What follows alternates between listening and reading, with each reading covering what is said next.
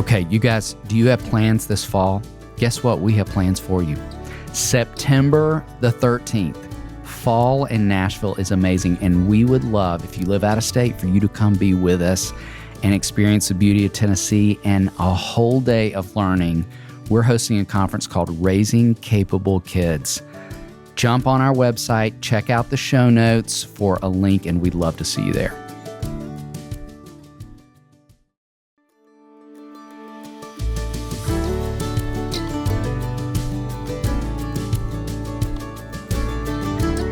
Welcome to the Raising Boys and Girls podcast. I'm Sissy Goff. And I'm David Thomas, and we're so glad you've joined us for this conversation. Let's dive in. Colony House, an indie rock band made up of brothers Will and Caleb Chapman, as well as Scott Mills and Park Cottrell, is playfully self-described as landlocked surf rock. Their personal genre designation is as much inspired by their hometown of Franklin, Tennessee, as their new album, The Cannonballers, is. The band's music is built on pillars of honesty, accessibility, and family. The Cannonballers marks the band's fourth full-length release. Their 3 previous studio collections take listeners on a journey through stories of loss, grief, and heartbreak, while welcoming them into the hope that comes on the other side. The band has performed their songs for worldwide audiences with 2 appearances on both Late Night with Seth Meyers and Conan, as well as The Today Show, VH1's Morning Buzz, and MTV Live. The Cannonballers is an apt addition to the band's catalog, staying true to what Colony House does best and expanding on what their fans have gravitated to for the past decade: hope and light in the midst of it all. No frills, no gimmicks, just heart-level rock and roll music. Caleb is joined today by his delightful wife, Julia, who is the director of operations for Show Hope, an organization we love and respect. Will is joined by his wife, the incredibly talented Jillian Edwards, whose music we love and recommend often. Prepare to fall head over heels for these 4 incredible human beings. You 4, we have talked about doing this for a really long time and kind of can't believe it's actually happening. We have talked about it for so long, wanting to have y'all. It's happening. You may need to jump over on YouTube and watch this episode. We have 4 really great-looking people on the couch right now. You're amazing humans, and we are all kinds of excited to get to be in the room with you 4. Yeah. We And feel the wanna- same. I feel the same for sure. We want to start out just having you all talk a little bit as couples about how you met. Tell us about your families and kind of how you found your way to the work you're doing in the world.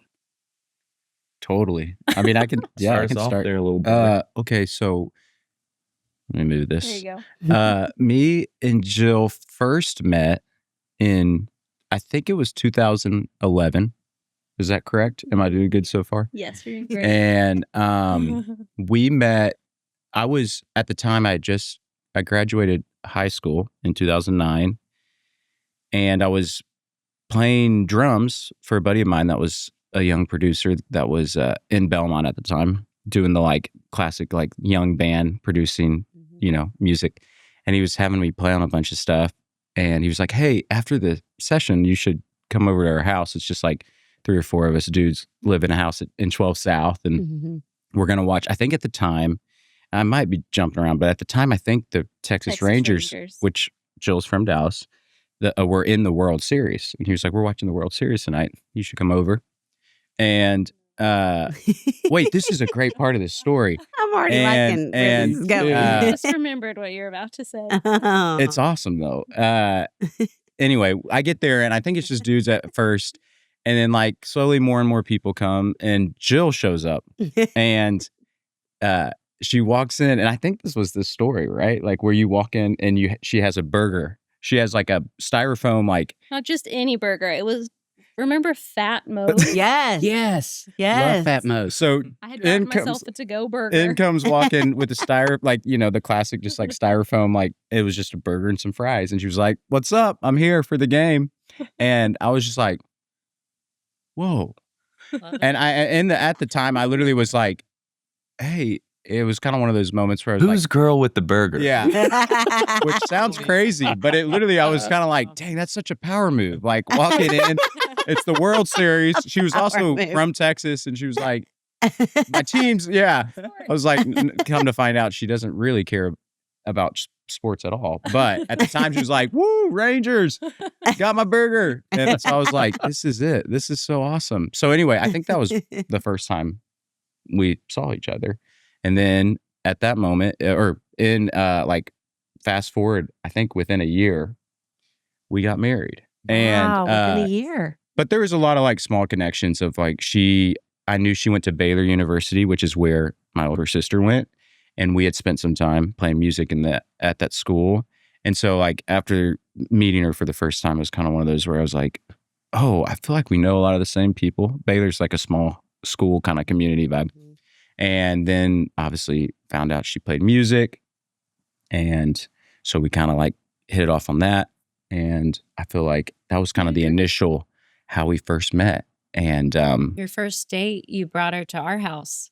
That's so true. You introduced her to us day after one. Jay Alexander's. Wow. Yeah, you took her to dinner and then was like, guys, I'm going to bring this girl by. And we were like, wow. Okay, let's tidy the Also, house. you're like, there's so many good stories around Will and Jill, like going from like, we're kind of vibing and like Jill plays music, so maybe we could play shows together.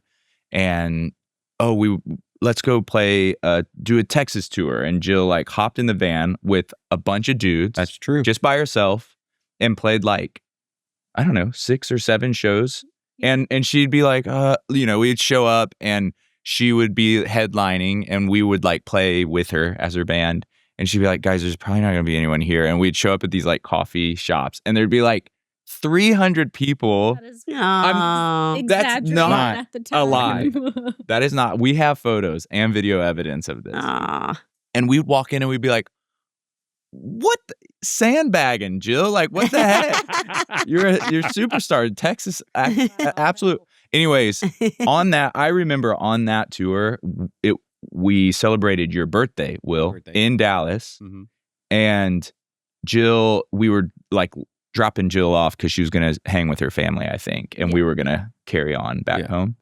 And Jill left and all 4 of us looked at Will and we're like, dude, it was like, are you kidding me? Like, if you don't, like, because they weren't dating or anything at the time, they were just kind of like playing games. I was trying to make it happen. Wait a minute, that was after like we had that tour planned, but we had a conversation where it was like, I need some, I did the classic like We started kind of dating, and then we planned this Texas tour, and then I was like, one of us wasn't ready. Which part of that was, me being like, I from history and past stuff, I was like, I know that the next girl that I want to date, I'm like, and I know I was young. Looking back, I'm like, it's crazy that I was thinking this, but I was like, the next girl that I'm gonna like pursue is gonna be my wife. Like, I was just like, it's got to be. That's just I feel like that, and so that tour was total God planning that, because the whole tour, it was after every night, the dudes were like, dude, just rolling our eyes like, you're an idiot. What are you doing? And I convinced her, because that's right. You stayed in Dallas and we drove the van home. And I said, hey, if you would please let me pick you up from the airport when you fly back to Nashville. I would love to. And then, that was right before like Valentine's Day. It was kind of like perfect timing for me. So I was like kind of able to get back on the... I was at the right place at the right time. But, and now here we are, 13 years later, which we probably need to talk about. And now we have Faye and Jack. Yes. You did a great job. I did the introduction. Forward. Yes. A long intro. No, that was perfect. Yes, we have Faye, who's 7, and Jack, who's 19 months. So we're obsessed with them. The best.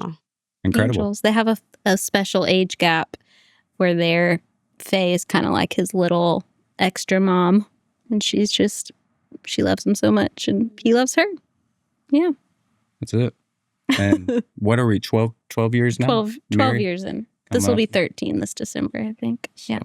Good. And good these time. Guys met when you were go for it. 4th grade, 3rd grade, Really? 2nd grade? We don't know. I don't really know when we met. We just both grew up at the same school. We've told stories. It's like, you know how like reality starts getting blurred because you're like, you kind of fill in the like, I'm a storyteller. I like blown it out of. Exaggerator. The story I tell on stage right now is like, there was this girl, I was 9 years old, and I was standing, there's got to be some truth to it. Because it would have, something like this would have happened, but she was we were standing in line at the cafeteria waiting to get lunch. And there was this girl, she was a grade older than me.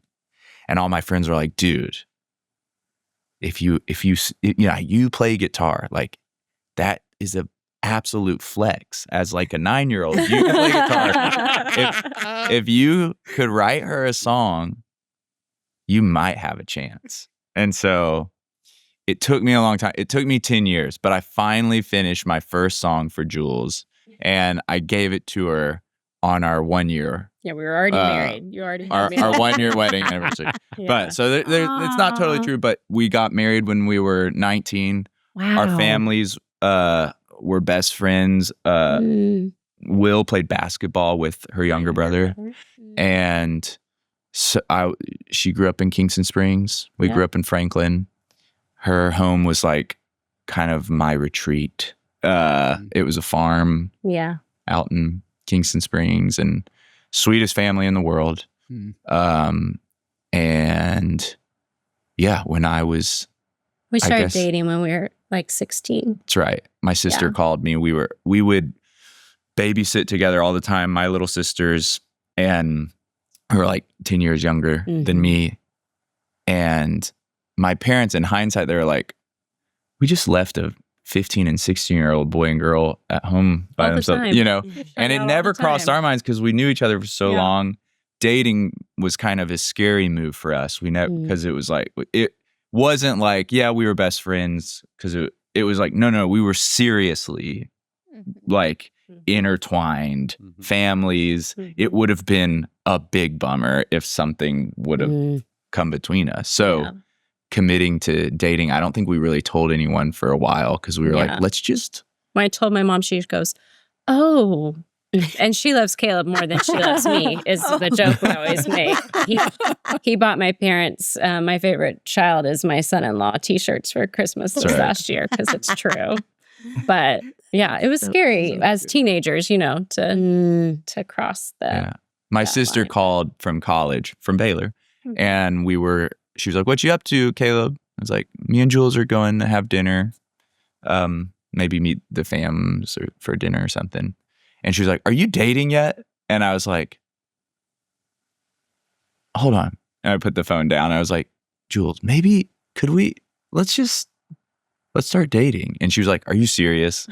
I thought he was joking. And that's how it began. Yeah. So Wow. I was like, yeah, we are dating now. Don't tell anyone. It took a little while to convince me you were serious. That's true. And then That's a great story. we got married as children. got married as 19 and 20. Our kids just found that out that Caleb was 19. I had just turned 20 when we got married. And our son said, Dad was a teenager? That's not allowed. And we were like, I know, it should have been. It was crazy. our anniversary's this weekend. Oh, happy anniversary. It is, yeah, Epic. 2 days. Yeah, 2 days 16 away. years. That's right. Wow.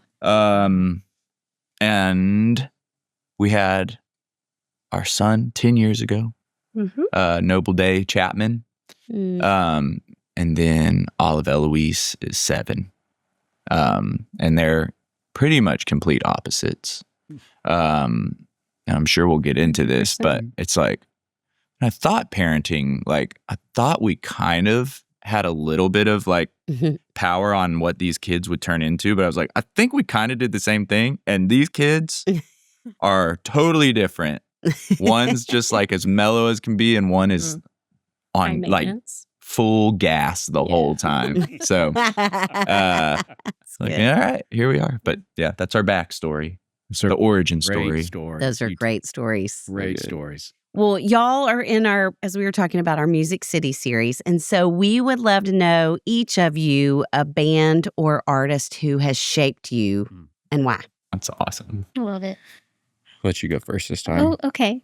I did think about this because there's lots of household names like in pop music and country music and Christian music that for sure played a big role. But when I thought about the artist who I think really shaped me most Mm-hmm. is someone who probably, I don't know who else will know of her, but her name is Jill Paquette. And she, now I think her last name's Dizwan, Jill Dizwan. And she was the first person I saw when I was in high school. It was just her and her guitar.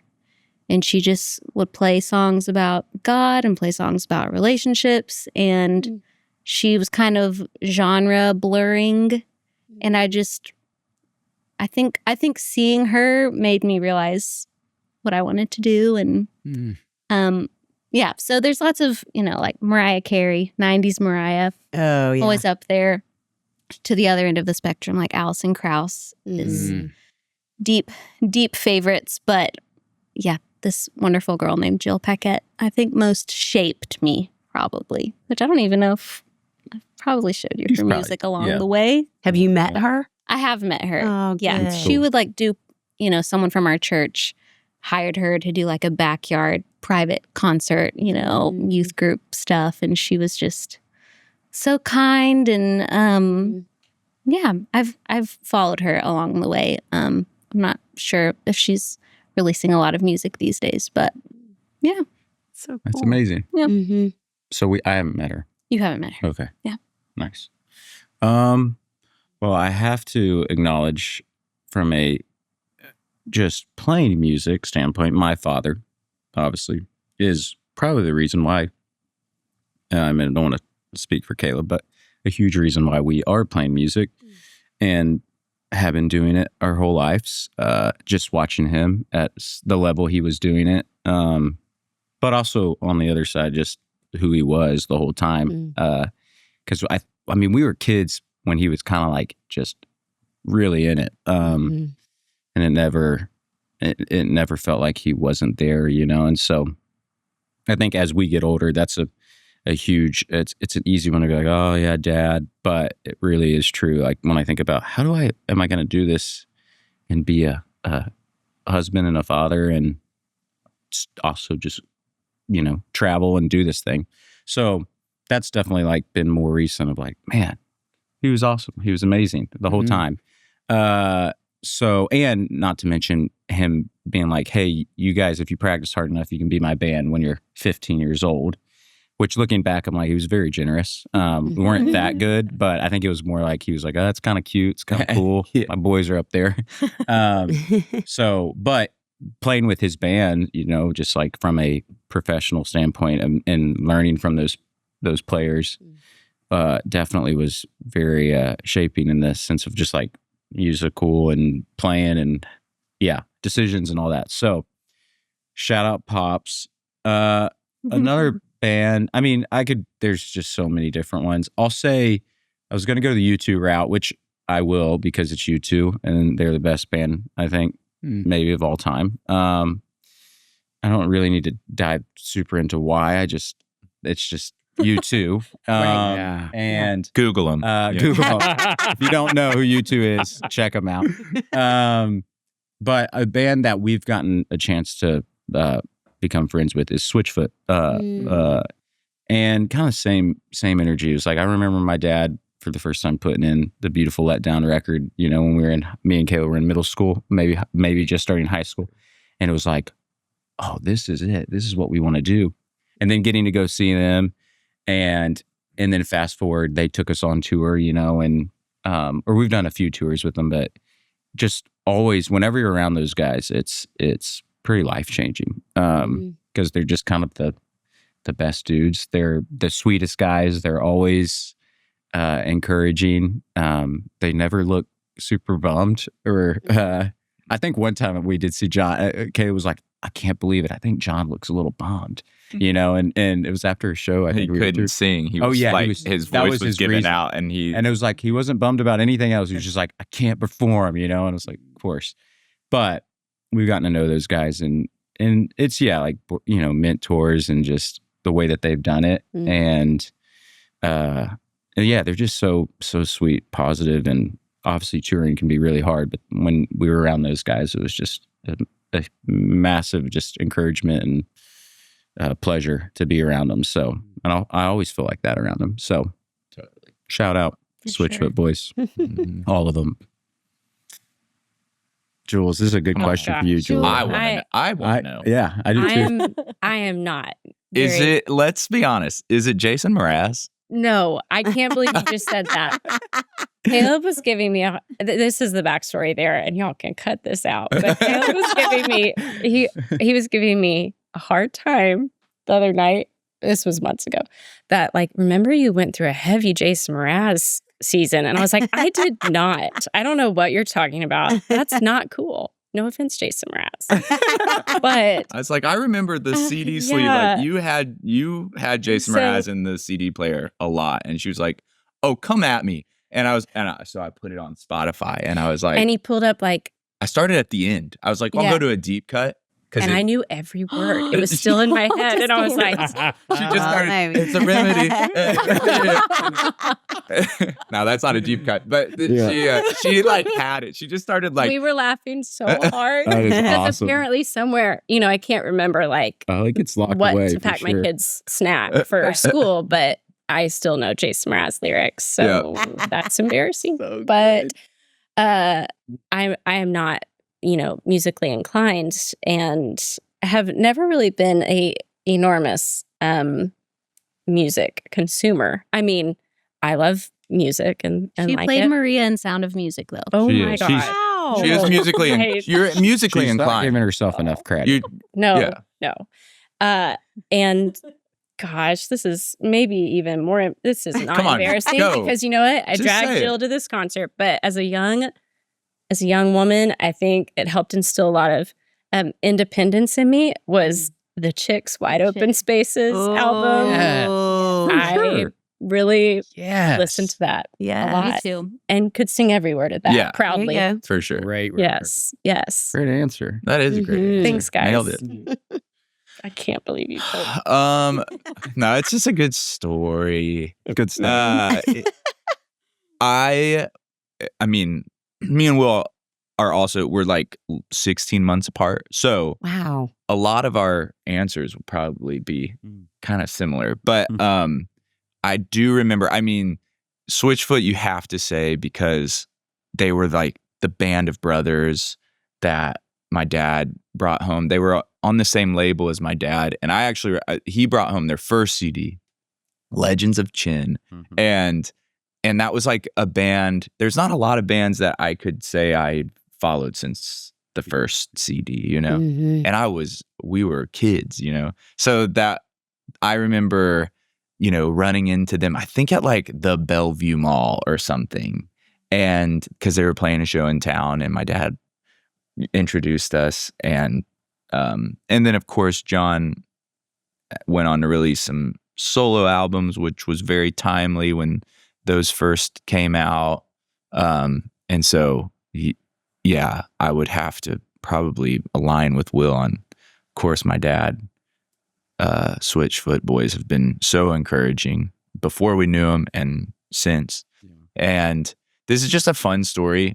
Me and Will, I always like try to trace back, like, where did rock and roll enter the picture for us? And my dad, he can rock. But I was like, what was it?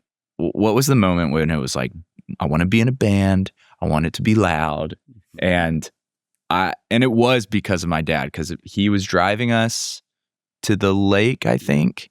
And it was just me and my dad and Will. And he started talking about Michael Jackson and was like, on the song Beat It, when Eddie Van Halen plays the solo. And we were like, who? What song? And who is Eddie Van who? And I remember it like it was yesterday. He was like, are you kidding me?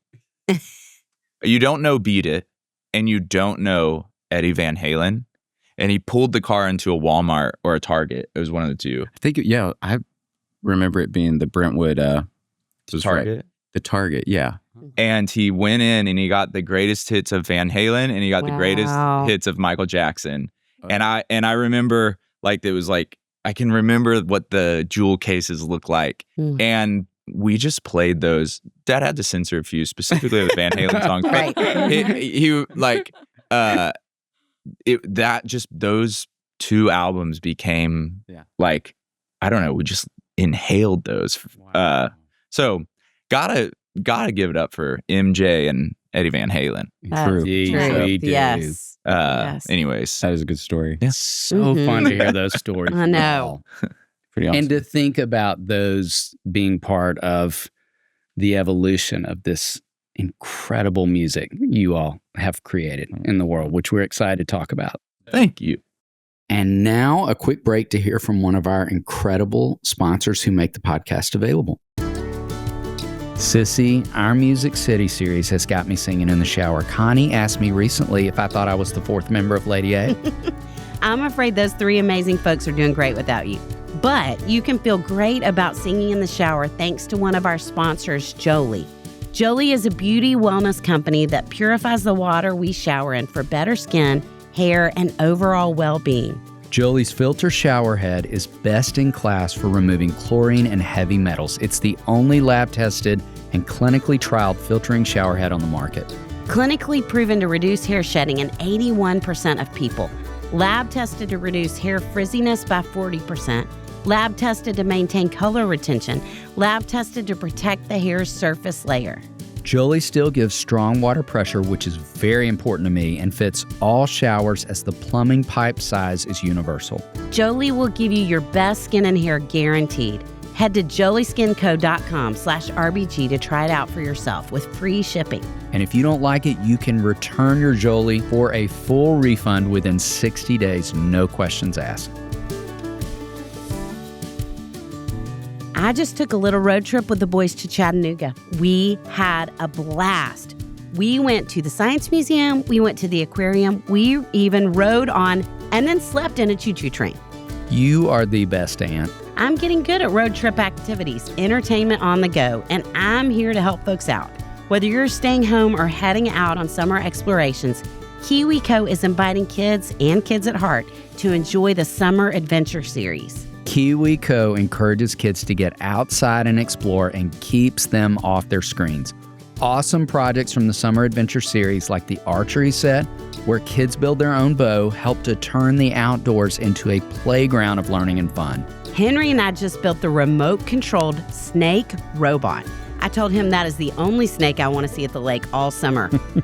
As a parent, it can be hard to find ways to keep your kids busy and challenged. KiwiCo does the legwork for you so your kids can spend quality time tackling projects and learning. It's so convenient. You can either receive all of your summer adventure crates at once or weekly for 6 weeks. Build the best summer ever with KiwiCo. Get $15 off on your summer adventure series at kiwico.com/RBG. That's $15 off your summer adventure at kiwico.com/RBG.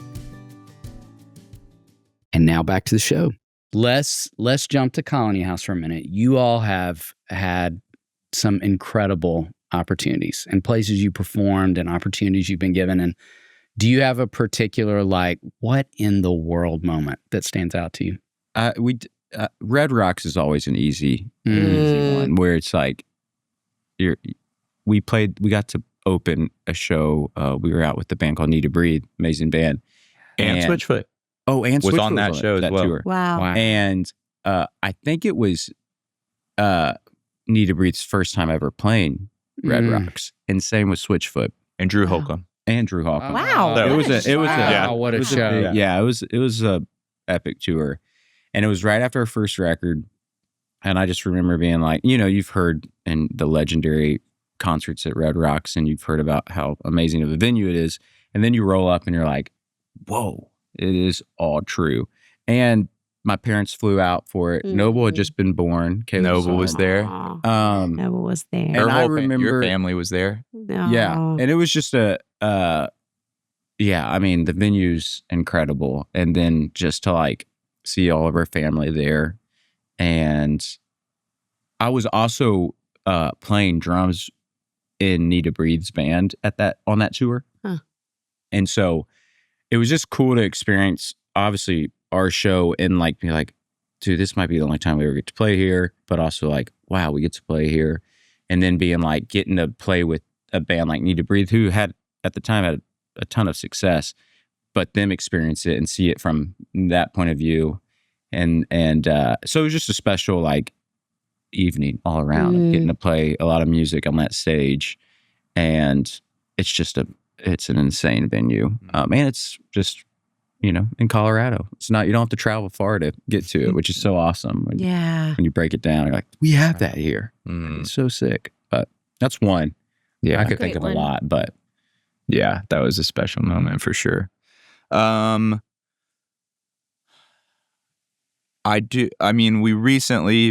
We've played the Ryman a few times, but we recently headlined it, or I guess a couple years ago now. But that was a sweet show because I think when I think about playing concerts, so much of the time it's about like giving yourself to the night, giving yourself to the people that came to see you do your thing.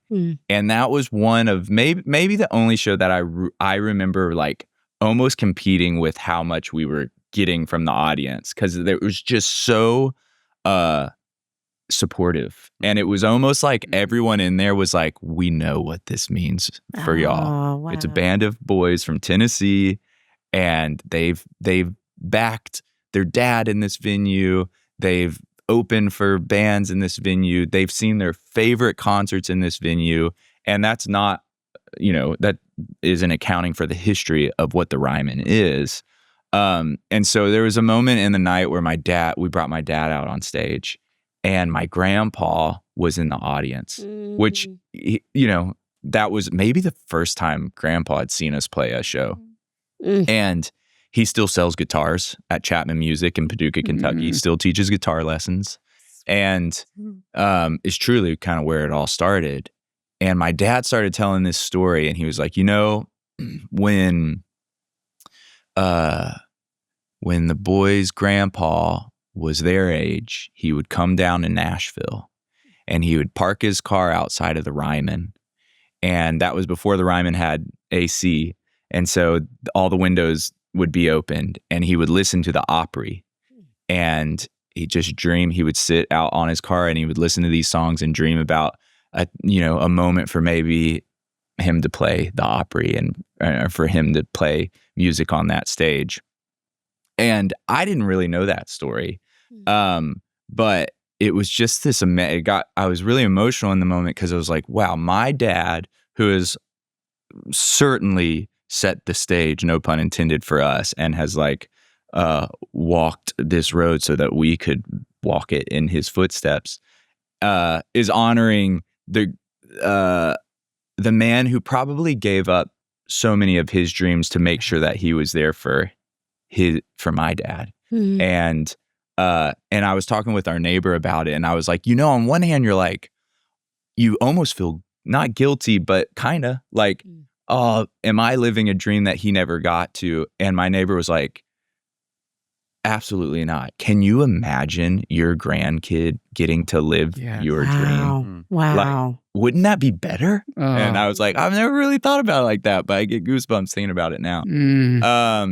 So I that is certainly one of them. And it just like, I just remember feeling the love. And it was not, people will say that's the greatest Colony House show we've ever played. It is not. There is no way that was the first show on the tour, and we were nervous and it was jittery, but it's kind of proof that it's bigger than the notes being played, Yeah. So I'll stick with that. Yeah. Beautiful story. I know. Well, can we do a favorite song swap?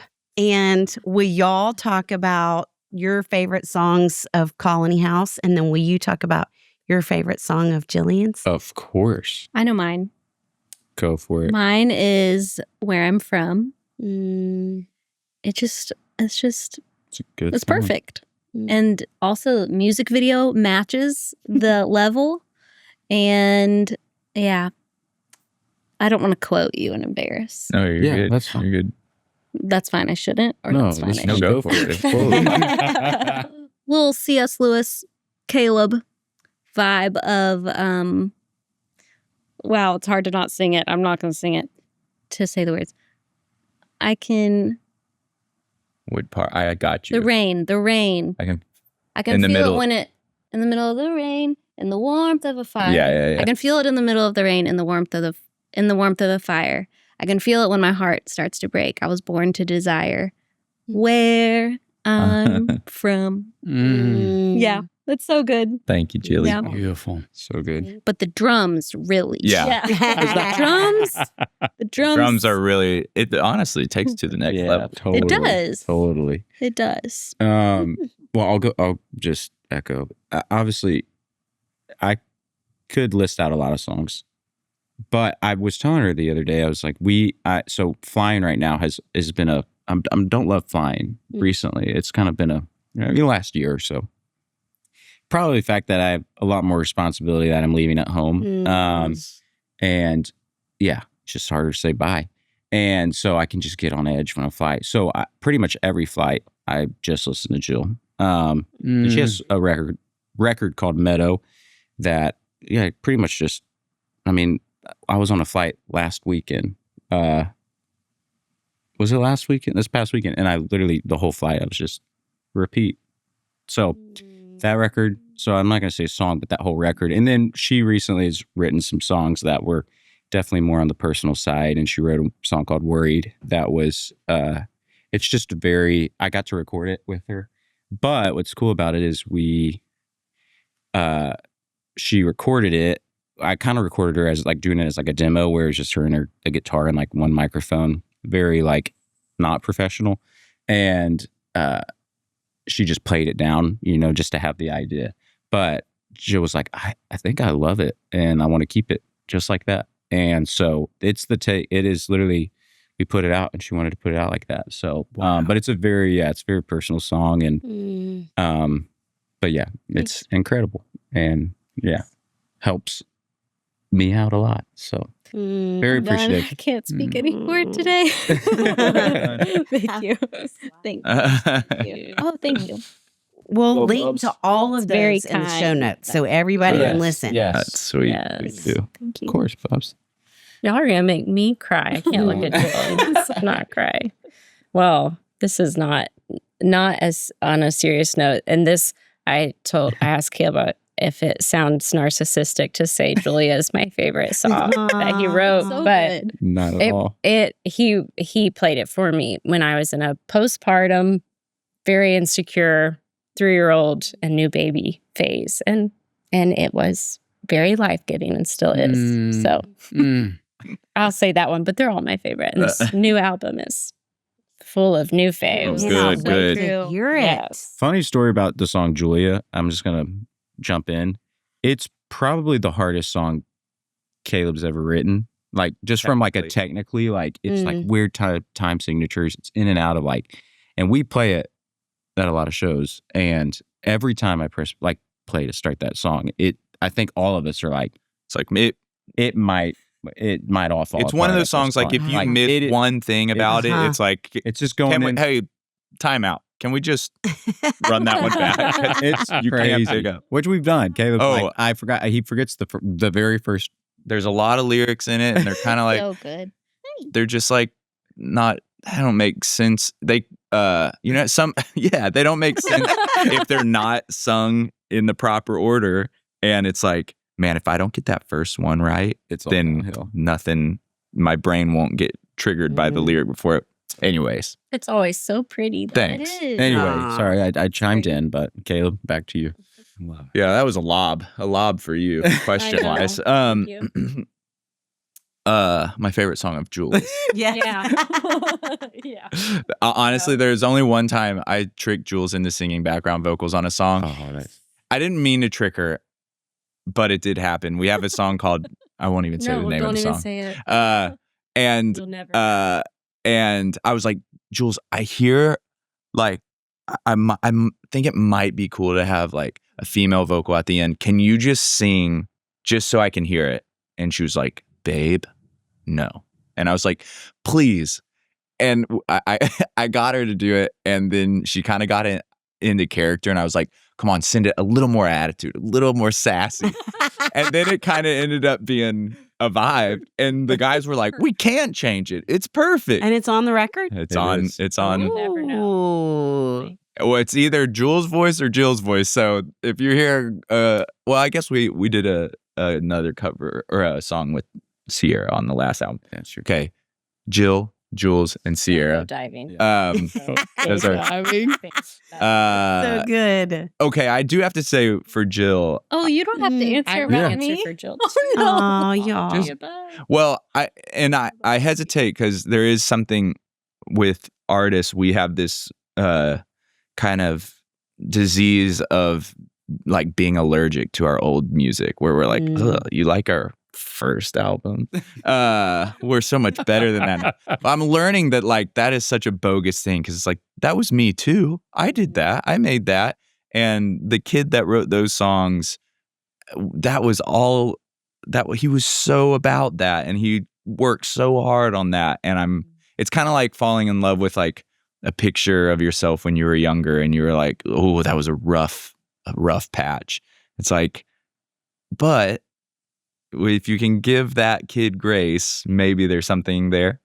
I feel that way about music. And when people are like, man, when are you going to do another record like your first one? Anyways, that's a caveat because I think Jill has continued to become more and more amazing. And I was going to say the song that Will mentioned as well is one that you kind of, it's like a movie you only watch like once a year, maybe, because you're just like, I love that, but I have to tread very carefully because it's going to send me into, anyways. So that's a beautiful song, Worried. But she has a song called July and June that marks kind of my memory of meeting Jill and like touring together in those early years when she would just stand up there with her guitar and sing the song July and June. And it's quirky and it's whimsical. And I just remember I'd always go watch that and listen to that song. I was like, this is so great. And I think it's just, it will always kind of mark that time. I love that music does that, kind of marks seasons of life. And that's the one for me, for Jill. Thanks, Caleb. Anyways. Brother. Yeah. Sweet. So good. So sweet. Well, Julia, you are a part of an organization we absolutely love and can't talk enough about. You're the director of operations for Show Hope. And would you tell any folks listening just how can they support it? How could they get involved? Oh, thank you for asking. So kind. We're actually in like a really awesome predicament right now. We have a lot of families coming forward and adopting and asking for grants, which is beautiful. Our grant numbers are some of the highest we've ever seen in the history of the work. So obviously, anybody that wants to support financially, but also prayer and just spreading the word. We have a student initiatives program where we ask kids to pause on social media to learn about the orphan care crisis, and we send those materials out free. And spreading the word. We're giving medical care grants now to families that have brought kids home through adoption but need ongoing medical care and mental health grants. So all good things happening there. Showhope.org. Thanks for asking. Thank you. Yeah, we're going to put all that in the show notes. Yeah, we 'cause are. We're so Thanks. grateful. we love for the work you y'all do. Thank you. Mm-hmm. Thanks. I'm grateful to be a small part for sure. So Jules is a baller. She is. no, She's not a small We part. know that She to be is. true. Yeah. Yes, we do. She gets it done. So respect. y'all are sweet. We would love to hear if y'all would each share some of your favorite parenting advice you've ever been given. Ooh.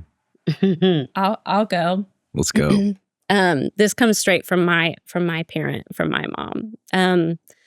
My mom always said, I think she heard this at a conference when we were little, but me and my siblings are all very, very different people. And she went to a conference and they equated parenting to gardening and how you treat each child like a different vegetable, right? Like you're not going to treat carrots like you do corn, like you do tomatoes. You give them the same amount of love and care, but they all need a little bit of something different. And she's kind of been intentional in how she parented us. And I try to do that with our kids, because like Caleb mentioned earlier, our kids are really, really, really different from each other. And I think it's a constant learning and battle of like what Noble needs is really different than what Ollie needs. And that's okay. And trying to tend them differently. But I try to think back on the garden analogy. I love a lot. That we told on the way here, she was like, what are you going to say about parenting advice? I was like, I don't want you to take mine. And she's like, but what if we say the same thing? And I was like, well, then, I'll wing it. But interestingly enough, they're not the same thing, but they work together. Mine came in the form of marriage advice that I has since having kids, I think applies the same. But my dad's bass player, who he worked a lot with our band and was almost like a mentor as we kind of came up in the business. Brent Milligan, and Sarah, his wife, have been really sweet people for us. But I was on a plane and I was sitting next to Millie, and it must have been when I was engaged, and he was just kind of picking my brain and giving me advice. And he was like, I love Brent. He's just such a creative person, and the way he thinks is so unique to Brent Milligan. And the way he said this, I feel like I don't ever do it justice, but he was just like, listen, everything you need in a wife is in Julia. It is there already. And there will be seasons and moments where as you, as the years go by, you might feel or think oh, I wish that my wife was more of this, or I wish she had more of this quality, or whatever that is. It's not that thing isn't there. It's, I think, our responsibility as a spouse, as a good spouse, to water that garden and encourage those things to kind of bear fruit and to blossom. Not say, hey, I wish you were more like this. It's just no, just encourage her, shower her with praise, and those, and you'll actually see kind of that fruit come to life, and not have to force it, and I'm not doing as good of a job as him. But I do think that in the same way with kids, it feels like, man, these kids, like I was saying earlier, they're wired a certain way that we didn't have any control over. And so they have, I think my job feels like, how do I nourish that garden and water that and observe it? Kind of what you were saying is you don't just, there's not a stock kind of read the Farmer's Almanac and then you've got it. For kids, it feels like we're looking at this thing and we're like, uh-oh, soil's looking a little dry, over here, but it looks okay over there. So I don't know if I'm nailing that, but I think just observing my kids, and I know we'll get into this, but letting them teach me along the way, and just, I don't know, what my dad always used to say, what do you say, a firm core with soft edges, and I don't know, something like that. I love that. That's great. Yeah. Wow. Fumbling my way through read it. a lot of books by Sissy Goff and Dave Tom. Yeah. That's right. Okay. That's right. So true. Thank Listen you. to this podcast. Yes. Thank you. That is so true. So true. I was Do you know? I was going to say that was the Millie story. Just always, it is so well done. But I will say, I feel like I can't remember where I heard it. I mean, Mom and Dad were so good at this, but recently I heard just kind of making a point every day, and it's easy for me because I take my daughter, or I try to take her to school every morning, which is the best. And our school is 2 minutes away from our house, so it's really the best. But is having an intentional moment, eye to eye, of just telling you're a kid that you're just proud of them. Mm. And so I just make it a point every day she jumps out of the car because she's always like, can I get out? You know, she's stoked about the day. And I always am like, hey, Faye, turn around. I'm proud of you. Love you. You know, and so just, I remember hearing that. I can't remember. It was probably a couple years ago, but I try to make that an intentional thing because I feel like they just need to hear that. No matter how frustrated you can get and how stressed you can get about anything. I just want her to always know it's kind of the last thing she hears before she goes into school. Her dad's proud of her. So sweet. I love that's that. a small thing, but I love that. Love that y'all have that morning time. it's awesome. It's the best. Sometimes I try to like, if Jack, our littler one, if like nap time is landing right, I'm like, hey, could I take her to school today? And he's like, I just. I always am like, I'm like, oh, kind of my thing. Starts our time. I get it. I do love that. I love it. Wow, it was. I hope I absorbed all of that. That was so much goodness. I know. Wow. I actually heard sweet Ellie Holcomb say this. And somebody asked. I was listening to an interview she did, and I think somebody asked, "How did you learn to pray?" And she said, my mom didn't teach me how to pray, but I just heard her pray all the time.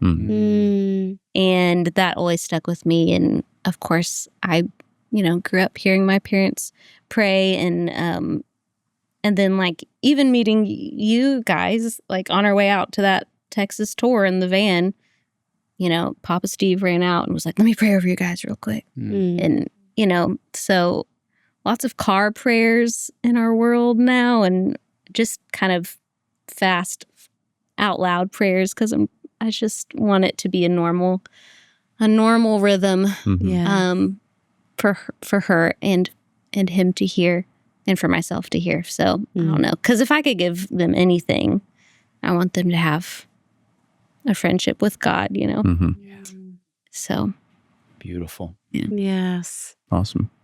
Y'all, that was so good. Well, you have all in different moments referenced your parents, your in-laws. And for the first time in the history of the podcast, we have parents and kids in the same season.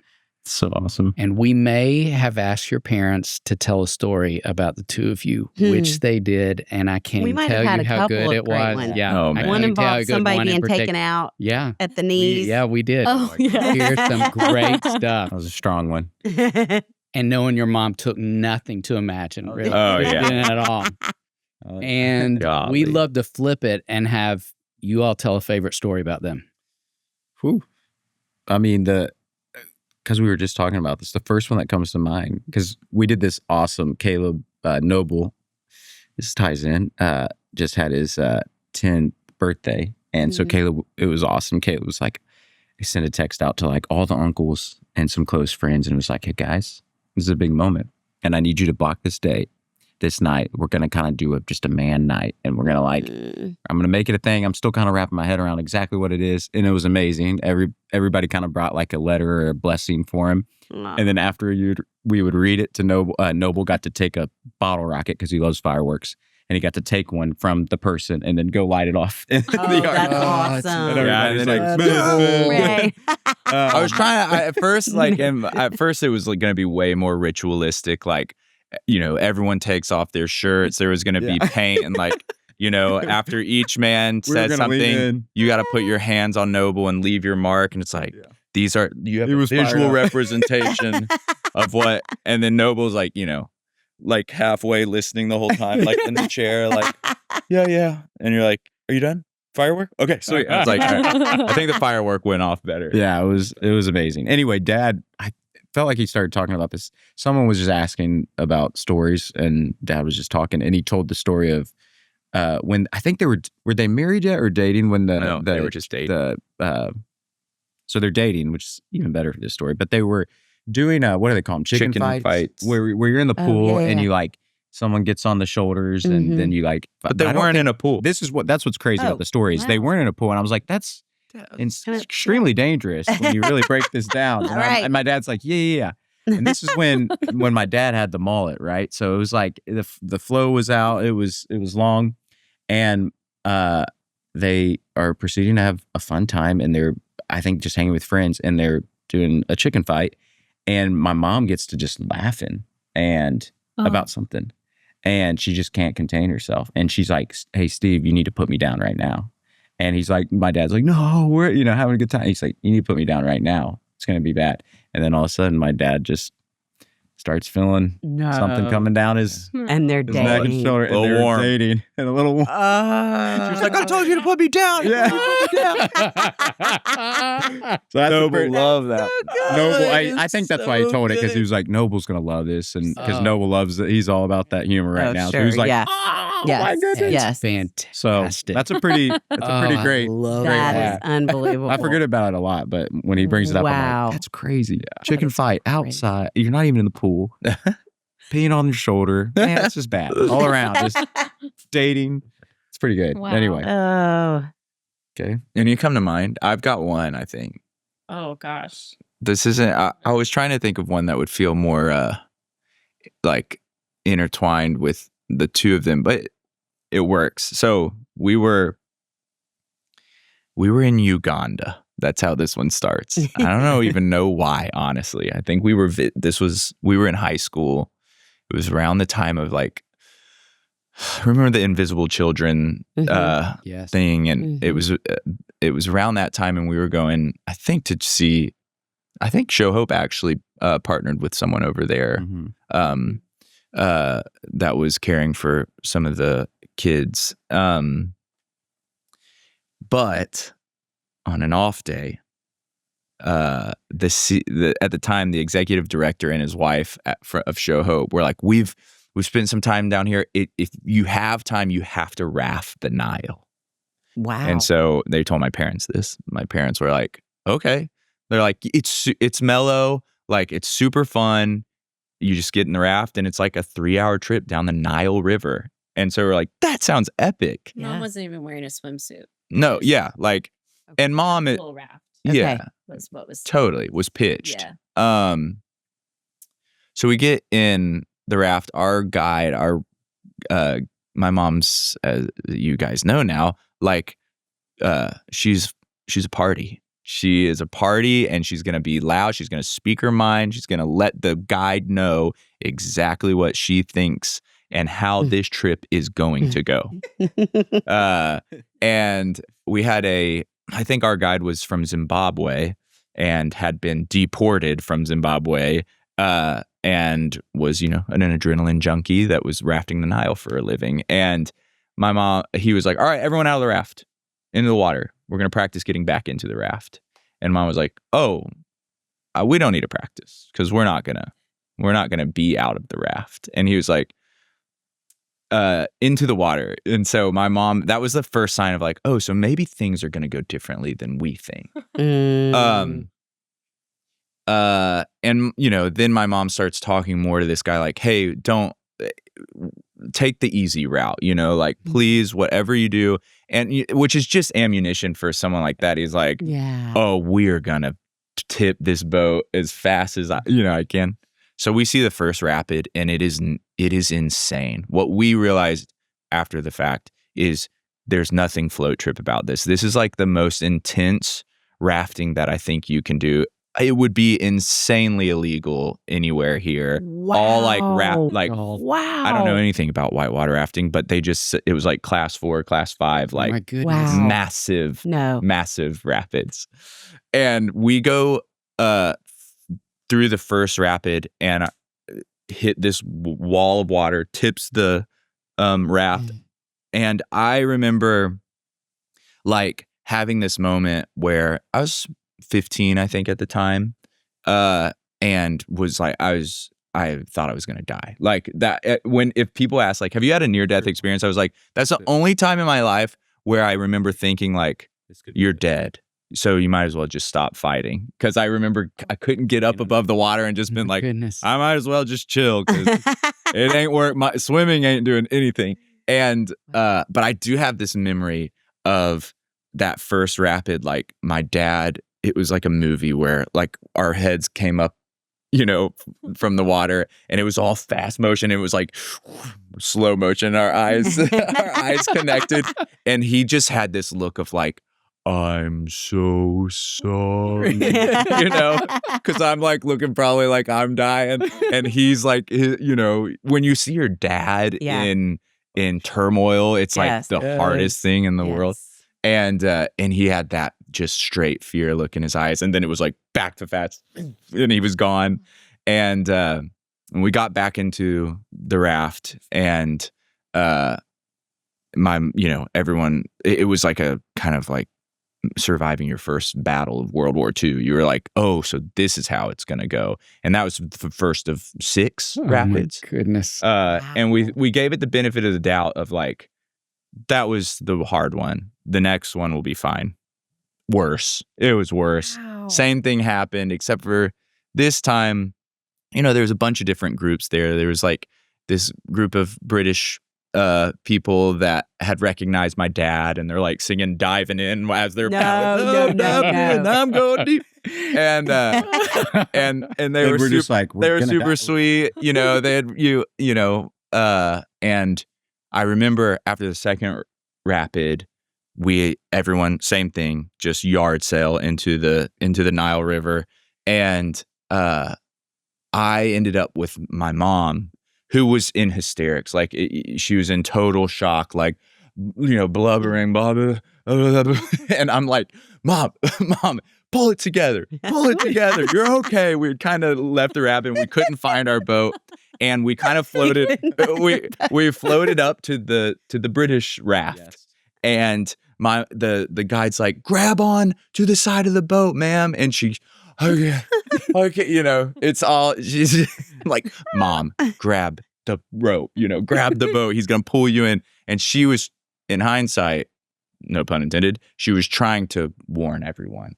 And I found out what she was trying to warn everyone of. Once the guide had pulled her out of the water, he grabs her by the life jacket, pulls her up over the side of the raft, so her bum's just like hanging over, pants down at the ankle. No pants. And I'm like holding onto the raft, mom's butt's right here, and I'm just like, you're just like, and you almost died. Mom's butt. Yeah, I'm thinking about, I'm like having an just like fighting for my life. Then my mom's butt's out.